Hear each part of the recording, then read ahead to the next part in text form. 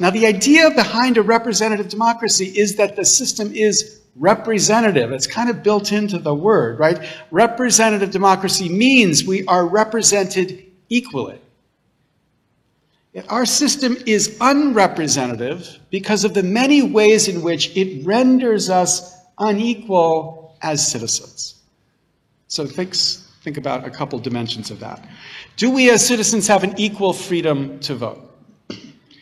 The answer is we have no equal freedom to vote because states administer voting systems to make it harder for the party that just doesn't happen to be in power.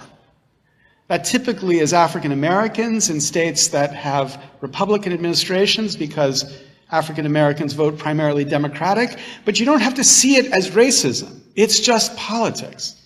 But what that means is that those who are in the party out of power find it harder because of rules designed to make it harder for them to vote, or inequalities in access to voting machines or the capacity to vote. That inequality suppresses the vote of many. Charles Stewart at MIT estimates in the last election, 16 million Americans found their vote suppressed because of this inequality. Or do we have an equal freedom to vote for president? We do not. Not so much because of the Electoral College, more importantly because of a system called winner-take-all, built into the Electoral College. All but 2 states allocate all of their Electoral College votes to the winner of the popular vote. So if you win the plurality by even 5 votes, by even 1 vote, you get all of the Electoral College votes in that state. But what that means is that this is not the country that picks America, that picks our president. This is the country that picks our president. This country is the country made up of these so-called swing states. Because if you're a candidate running for president, it makes no sense to campaign anywhere except in this country, the country of swing states. In 2016, 95% of campaign appearances were in these states, 99% of campaign spending. The only time candidates went out of these states is when they went to New York or to California to raise money. This is the country that picks our president. These are the swing states. Let's call them the swingers in America. But here's the thing. The swingers don't represent America. They are older. They are whiter. Their industry is a kind of 19th century, early 20th century industry. There are 7.5 times the number of people in America working in solar energy as mine coal.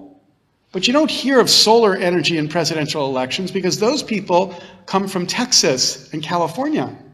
You hear about coal miners because coal miners are in these swing states. So what that means is, if you don't come from a swing state, your vote doesn't matter.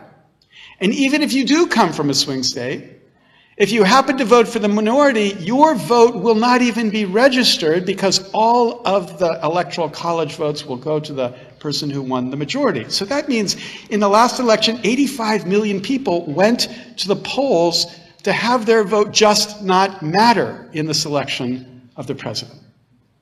Or do we have an equal vote in the House of Representatives? And the answer is obviously no, because of gerrymandering. States work hard to draw their districts. I know New Jersey has had a recent fight about whether this would be true or not, and I was very excited to see the extraordinary citizens movement in New Jersey that stopped partisan gerrymandering in New Jersey. But most states draw their districts to produce safe seats so that they can guarantee which party will win in a particular district.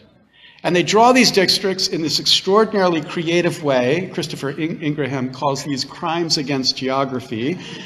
As you draw the district to guarantee it will produce the result that you wanted to produce.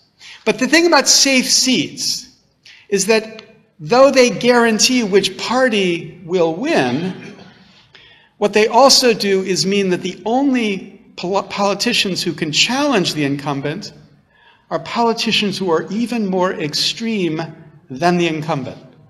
So if you're a safe seat Republican congressperson, what you're fearful of is an even more extreme right-wing Republican challenger, because it's the base which is typically polarized to the extreme that's going to show up in the primary. Or if you're a safe seat liberal Democrat, what you're worried about is an even more liberal Democrat who will show up and challenge you because you know that the base in the Democratic primary will be the most liberal base. So what that means is Congress people are constantly looking to the extremes because they are constantly fearful that the extremes will challenge them, which produces a system that empowers the extremes relative to the rest of those who would vote, which is why Congress right now is polarized far more than America is polarized. That's a product of the system of gerrymandering.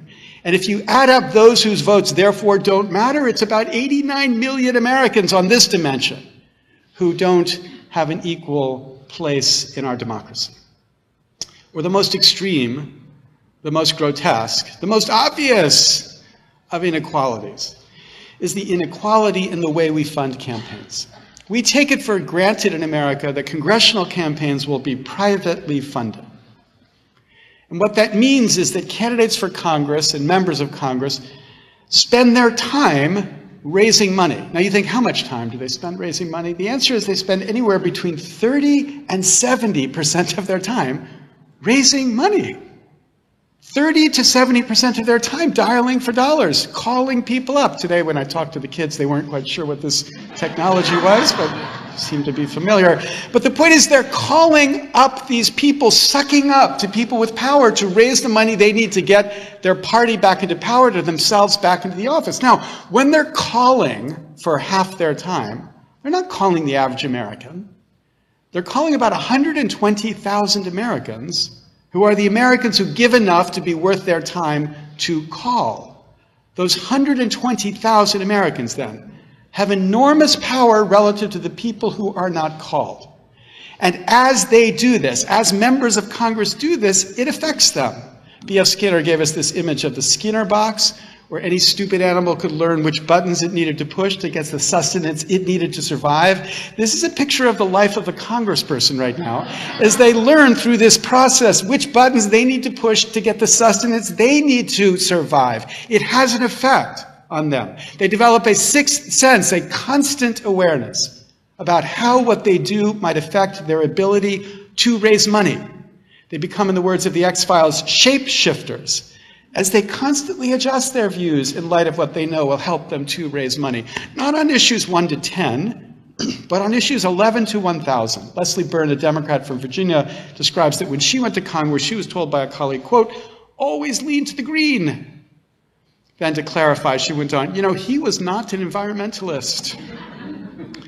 So this dynamic means some people have enormous power, the funders, and the rest of us don't, which means about 139.5 million Americans have less power because of this feature of our system, while a tiny fraction don't. And if we had to make this actually proportionate, we'd have to cut off 4/5 of the head of this person to make the numbers actually fit the graph. Okay, so add all these together, and it's pretty obvious, but the consequence is they don't represent us.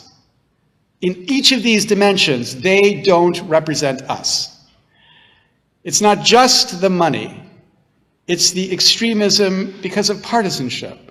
It's not just the partisanship. It's the inequality and suppression of vote because of the way administrators make it harder for the other party to vote. It's not just the suppression of vote. It's also the fact the president doesn't care about America. The president cares about that weird country that I showed you by linking together the swing states. Add these all together.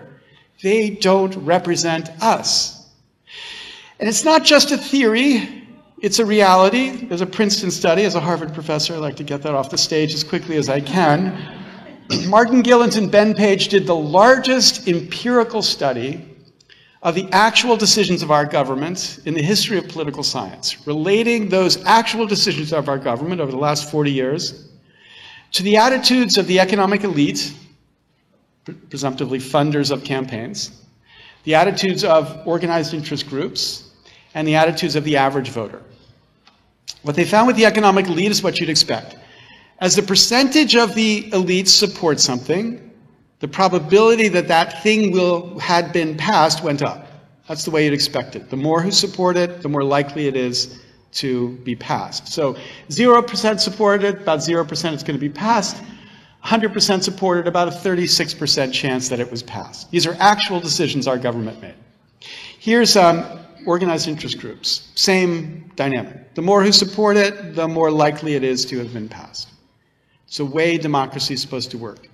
Here's the average citizen.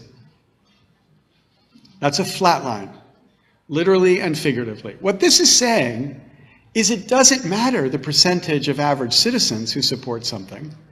It doesn't change the probability of that thing having been enacted. As they put it in English, when the preferences of the economic elites and the stands of organized interest groups are controlled for, the preferences of the average American appear to have only a minuscule, near zero, statistically non-significant impact upon public policy. In a democracy, the average citizen's views do not matter to the actual decisions our government has taken. Right? This is the kind of naive image I think we all had about democracy in America. There we are, we the citizens, kind of middle of America, driving the bus. Here's the reality. The steering wheel has become removed because the system has been allowed to render us so radically unequal that a very few with power steer the bus, even if it promises that we are the ones steering. Here is the core idea. This promise of a representative democracy has been compromised by this inequality. And that compromise means that the system cannot function to produce a democracy that gives most citizens what most citizens believe their democracy should do.